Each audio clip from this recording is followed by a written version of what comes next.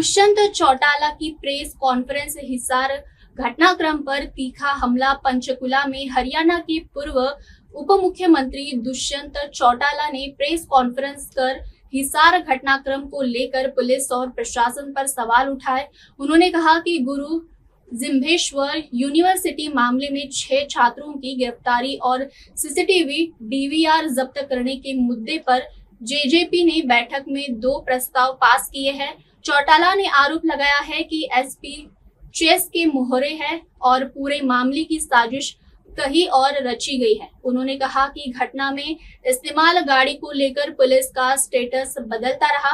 उन्होंने बताया कि 14 दिन बाद कुरुक्षेत्र में दिग्विजय चौटाला समेत अन्य पर एफआईआर दर्ज की गई, जिसमें कुर्सी तोड़ने जैसे आरोप लगाए गए हैं। जेजेपी इस मामले को कोर्ट, एससी एसटी कमीशन और मानवाधिकार आयोग तक ले जाएंगे। साथ ही 27 अप्रैल को हिसार में छात्रों के समर्थन में महापंचायत करने का ऐलान किया गया है।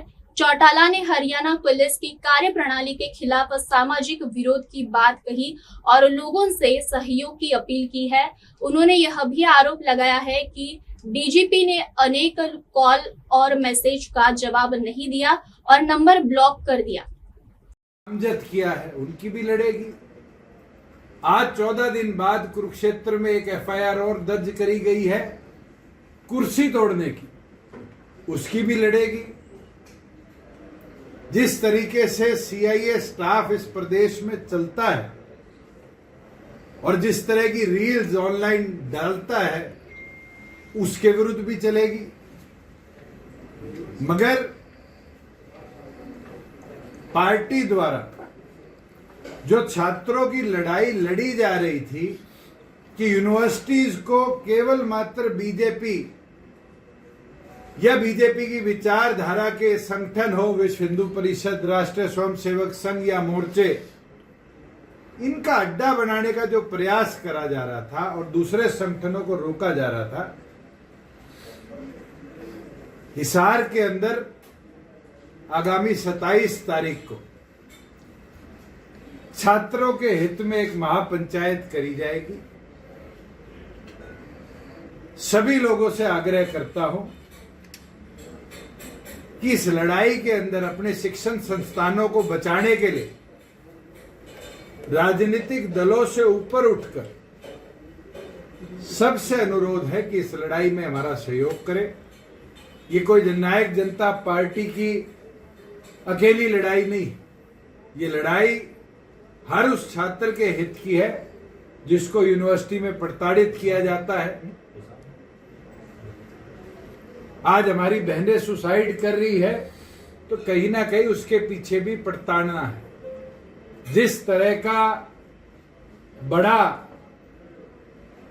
करप्शन के अलग अलग चार्जेस हो, मैनिपुलेशन ऑफ डॉक्यूमेंट्स के चार्जेस हो, इंक्वायरीज के अंदर डिले किया जा रहा है चुनिंदा लोगों को बचाने के लिए, इसके विरुद्ध में होगा। और पुलिस और पुलिसिंग के जो मानदंड गिरते जा रहे हैं उसके विरुद्ध में होगा। जो क्रांतिमान पार्क हिसार का है वो एक संघर्ष की पृष्ठभूमि हमेशा की रही है। 27 तारीख को क्रांतिमान पार्क में तय किया जाएगा कि आगे इस पूरी लड़ाई को लेकर कैसे चलना है। आज डॉक्टर साहब ने अपने सभी साथियों को, पदाधिकारियों को यही आदेश दिए हैं कि वो अपने अपने जिलों में अपने साथियों से चर्चा कर सबको इस संघर्ष की लड़ाई के लिए 27 तारीख को हिसार लेकर पहुंचने का काम करें और फिर मजबूती के साथ आगे क्या रूपरेखा रखनी है उसके ऊपर फैसला लेने का काम किया जाए। तो इसमें एजेंडा मुख्यतः सर वो रेजोल्यूशन की बात कर रहे थे सर, तो आप दोनों क्या, एक रेजोल्यूशन जिस प्रकार से गुरु जम्भेश्वर यूनिवर्सिटी ने 2 कार्य करे,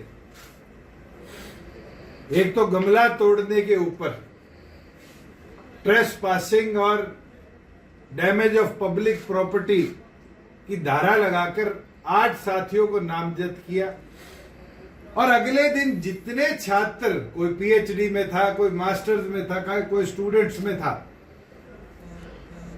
जो छात्र प्रदर्शन में थे या हमारे संगठन से जुड़े हुए थे, उन सबको टर्मिनेट करने का काम किया।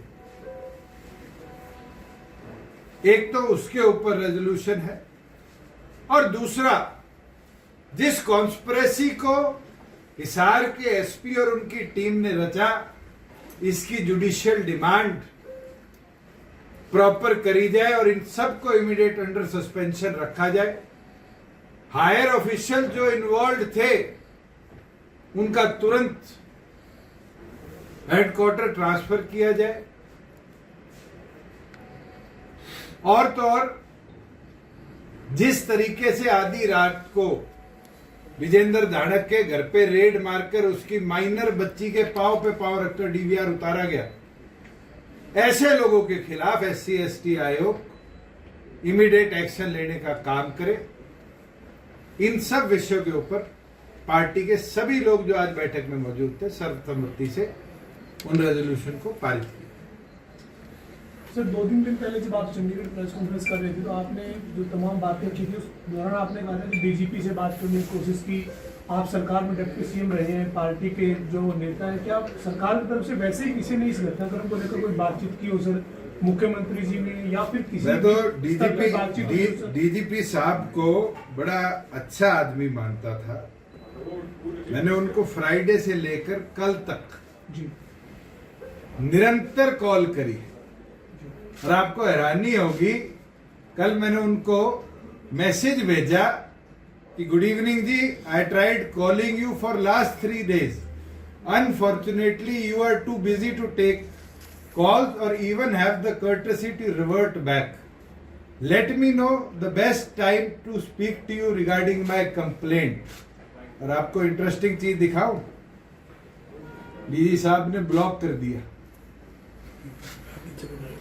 आज प्रदेश के अंदर सिटीजन्स का ब्यूरोक्रेसी से बात करने का तो अधिकार होगा, या ब्यूरोक्रेसी मुख्यमंत्री के कंट्रोल से बाहर होगी, या प्रदेश को ऐसे डीजीपी मिल गए जो जब कोई इस तरह के घटनाक्रम हो तो मैदान छोड़ के भाग जाते हैं। इससे तो कपूर साहब ही बेहतर थे, फोन तो उठा लेते थे। मैं तो उम्मीद रखता था कि नए जोश के साथ कुछ ना कुछ प्रदेश को मिलेगा, मगर इस तरीके से कतराना और बात करने से डरना और फिर नंबर ब्लॉक कर देना, ये तो सैनी साहब आपकी टीम की कमजोरी है। कहीं ना कहीं आपको मैदान में अकेला छोड़ के ना चली जाए ये टीम। पंचकुला से परमजीत सिंह की रिपोर्ट।